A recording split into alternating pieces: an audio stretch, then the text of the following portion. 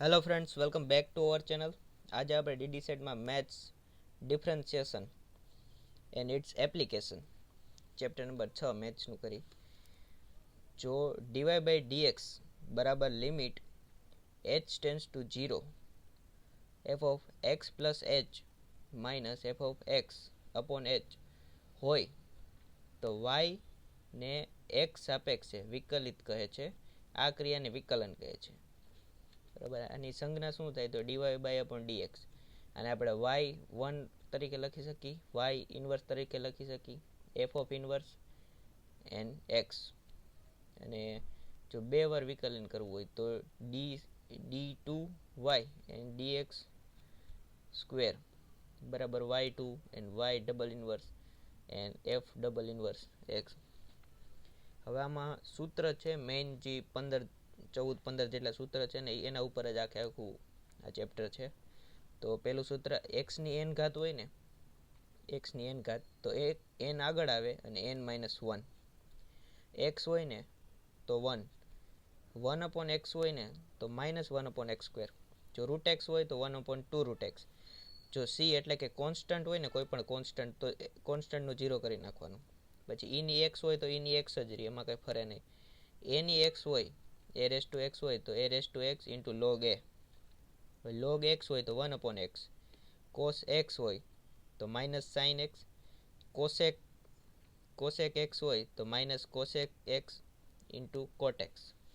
હવે આમાં આ ટ્રિગ્નોમેટ્રીવાળા જે ફંક્શન છે ને એમાં એટલું ધ્યાન રાખવાનું, જે સીથી ચાલુ થતા હોય ને એમાં આ બાજુ માઇનસ આવશે. જેમ કે કોટેક્સ છે, કોટેક્સમાં શું આવે તો કે માઇનસ કોસેક સ્ક્વેર એક્સ. હવે સાઇન એક્સ છે એસ જે સીથી ચાલુ નહીં થતો હોય ને એમાં પ્લસ જ આવશે. સાઇન એક્સનું કોસ એક્સ, સેક એક્સનું sec x into tan x, tan એક્સનું તો કે સેક સ્ક્વેર એક્સ. અને એક્સની સ્ક્વેર હોય તો એક્સની 2 ઘાત હોય તો પહેલા નિયમ પ્રમાણે 2ની એક્સ ઘાત આવે, એટલે સોરી 2x આવે. હવે સરવાળા બાદબાકીની રીતમાં હું જો y is equal to u plus or minus v હોય તો du upon dx plus or minus dv upon dx. એકવાર આનું વિકલન કરવાનું, એકવાર આનું વિકલન કરવાનું, બેનો સરવાળો કરવાનો. એક્ઝામ્પલ y બરાબર એક્સની સ્ક્વેર પ્લસ 1 એક્સની સ્ક્વેરનો વિકલન કરી એટલે એક્સની સ્ક્વેરનું શું થાય 2x થાય અને 1 એ 1નું થાય 0 થાય તો 2x જવાબ આવ્યો.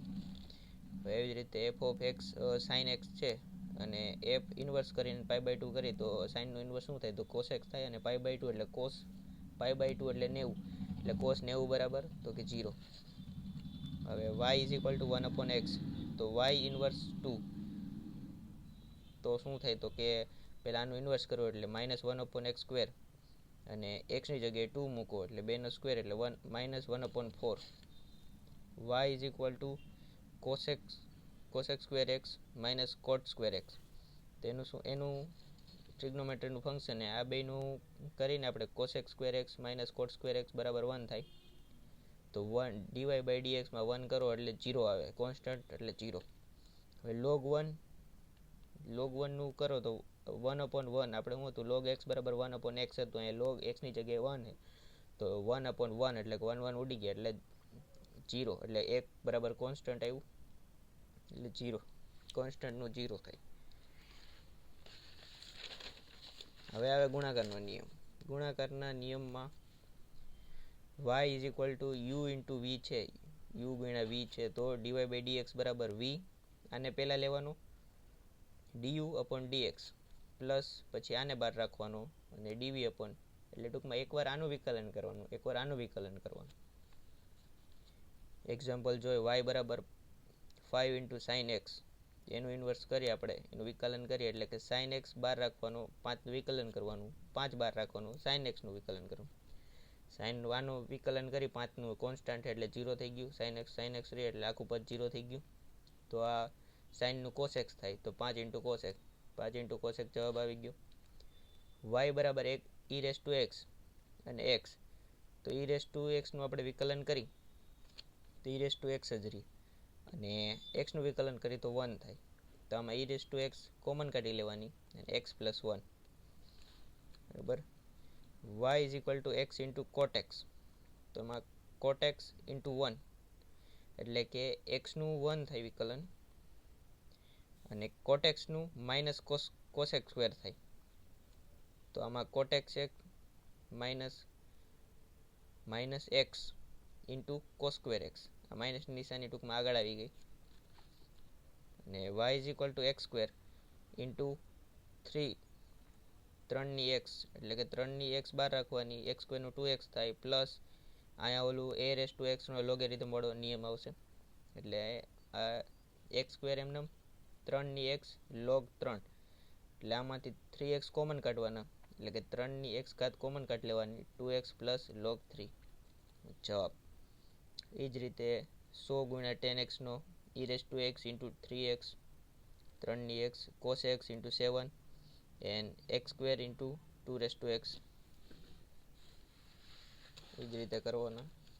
હવે ભાગાકારનો નિયમ. ભાગાકારના નિયમમાં ગુણાકારનો નિયમ આવશે પણ વચ્ચે માઇનસ આવશે અને છેદમાં વી સ્ક્વેર, એટલે કે યુ ભાંગ્યા વી હોય તો વી પહેલાં એમને મૂકવાનું, યુનું વિકલન કરવાનું, માઇનસ યુ એમને મૂકવાનું, પછી વીનું વિકલન કરવાનું, છેદમાં વીનો સ્ક્વેર.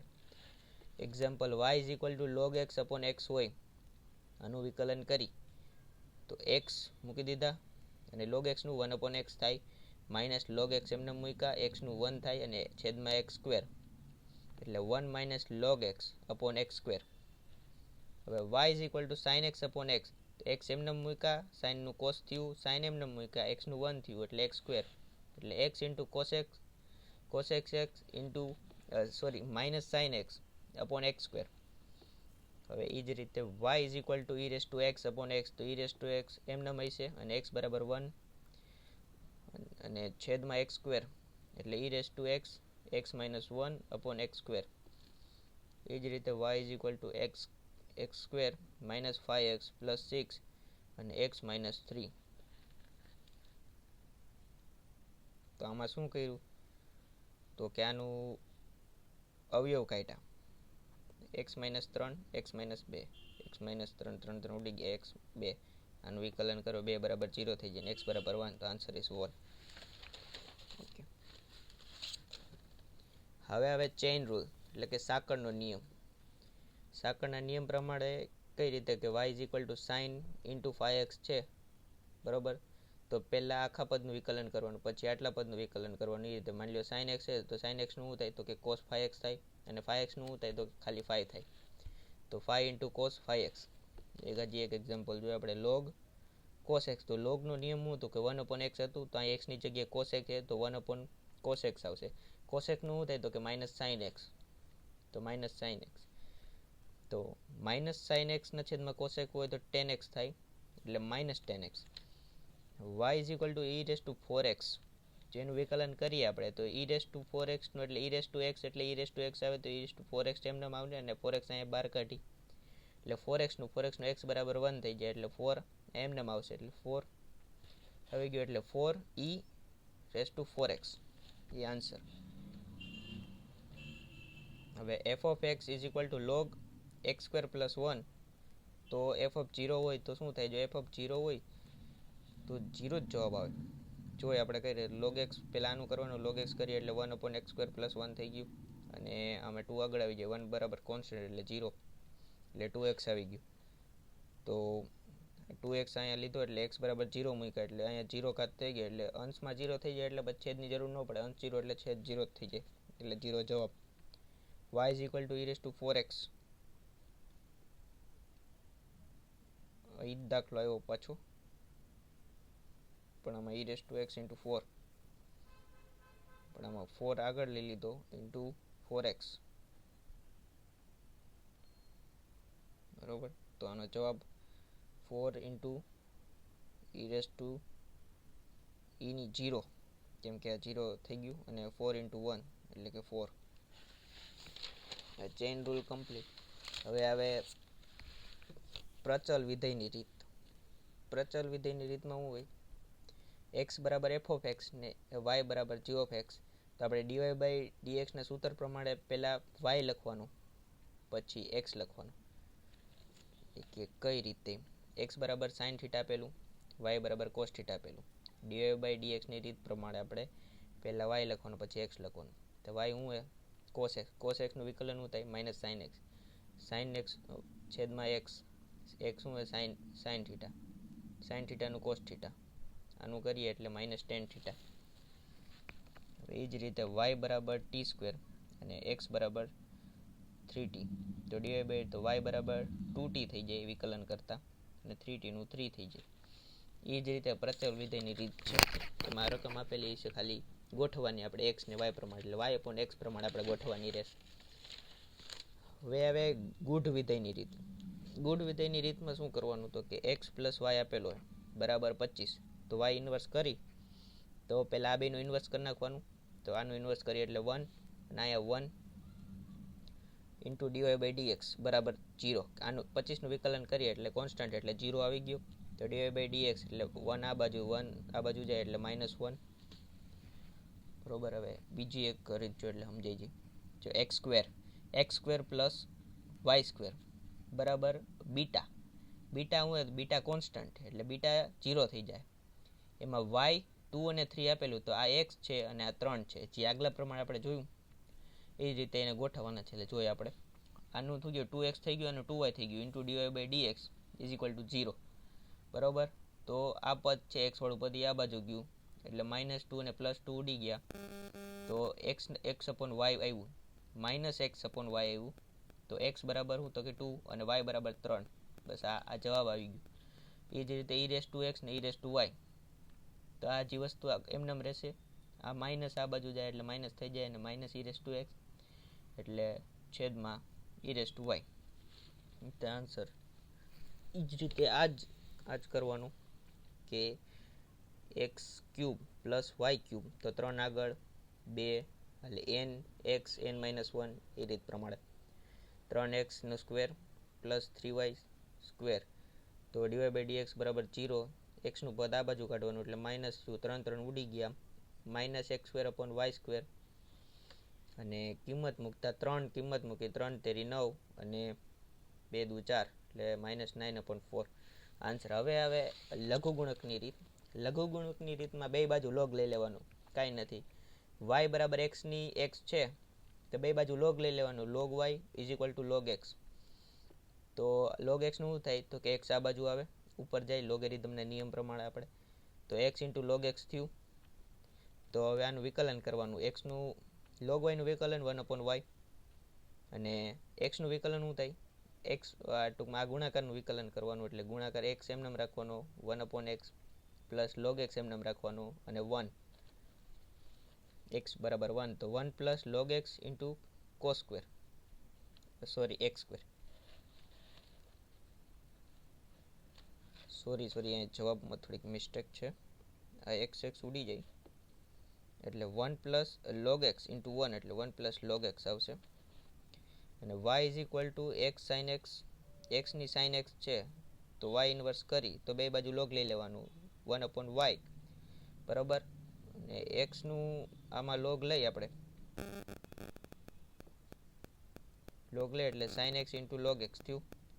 તો sin x આગળ રાખવાનું log x નું 1/x અને પ્લસ log x કેમ કે આ x છે એટલે 1 થઈ જાય એટલે એ ગોટે ન ચડતા બરાબર. અહીંયા 1 થઈ ગયું એટલે 1 નો લખી દો આપણે હાલે log x ને cos x sin નું cos x થયું. sin x upon x લખીએ ગયા અને log x into cos x લખીએ ગઈ તો ફાઇનલ આન્સર.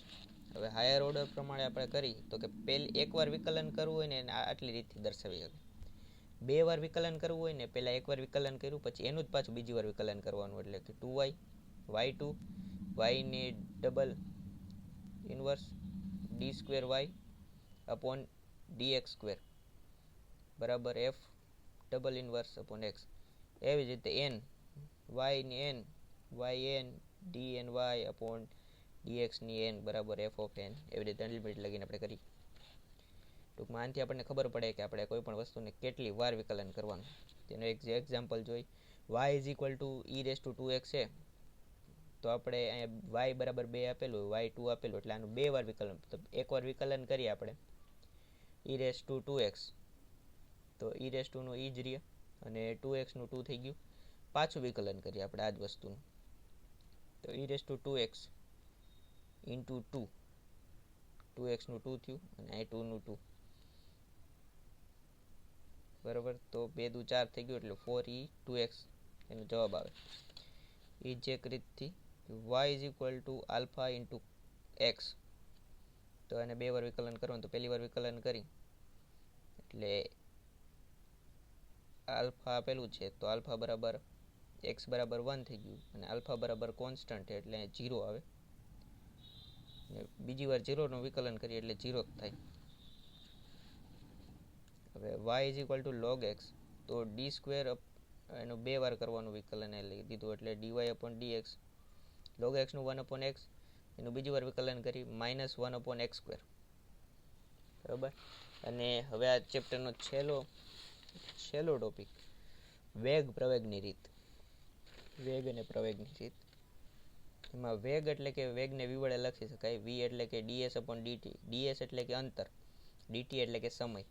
પ્રવેગમાં તો કે પ્રવેગનું સૂત્ર હું તો કે એક્સલેરેશન એટલે a વડે લખી શકાય અને dv એટલે કે વેગના છેદમાં સમય. જો કણની દિશા બદલે ને તો વેગ 0 થઈ જાય. એક આપણે એનો એક્ઝામ્પલ જોઈ. એક કણની ગતિનું સમીકરણ s બરાબર t cube minus 6t square plus 8t minus 4 હોય તો t એટલે કે સેકન્ડ, જો 4 સેકન્ડ લે સમય 4 નો હોય તો તેનો વેગ ને પ્રવેગ શોધવાનો. તો પહેલાં તો એ પદ આપણે લખી નાખ્યું. હવે એનો વેગ ગોતવાનો. વેગમાં સૂત્ર હતું ds અપોન dt. ds આપેલું બરાબર. તો આનું શું કરવાનું, બધાનું વિકલન કરવાનું. આનું વિકલન કરીએ આપણે એટલે 3t સ્ક્વેર મળે. આનું વિકલન કરી એટલે આનું 2 આગળ આવી જાય એટલે t એમને મળીએ એટલે 12t થઈ જાય અને 8tનું વિકલન કરીએ એટલે 8 મળે. આ કોન્સ્ટન્ટનું 0 થઈ જાય. હવે પ્રવેગનું એ રીતે કરી નાખીએ. પ્રવેગમાં dv એટલે કે હવે આનું વિકલન કરવાનું. તો આનું વિકલન કરીએ એટલે 6t મળે. આનું કરીએ એટલે 12 મળે અને 8 કોન્સ્ટન્ટ એનું 0 થઈ ગયું. હવે આપણે t જ્યાં જ્યાં છે એની tની વેલ્યુ મૂકી દઈએ. જો vમાં આપણે પહેલાં આ પદમાં વેલ્યુ મૂકી તો 3 4 સ્ક્વેર, 3 ગુણ્યા 4નો સ્ક્વેર એટલે કે 48 થયું અને 12 ગુણ્યા 4 એટલે 48 થયું પ્લસ 8 એટલે કે માઇનસ થયું એટલે 8 ઝડપના છેદમાં સમય, સ્પીડના છેદમાં સ્પીડ પ્રતિ સેકન્ડ. એ રીતે આ જવાબ આવ્યો વેલોસિટીનો. હવે એક્સલેરેશનમાં t બરાબર 4 મૂકી કિંમત 6 ગુણ્યા 4 અને 12 તો 24 થયું. 24 માઇનસ 12 બરાબર 12 એટલે કે ઝડપ પ્રતિ સેકન્ડ સ્ક્વેર. બરાબર. અહીંયા આપણું ડિફરન્શિએશન ચેપ્ટર નંબર 6 ડીડી સેટનું કમ્પ્લીટ.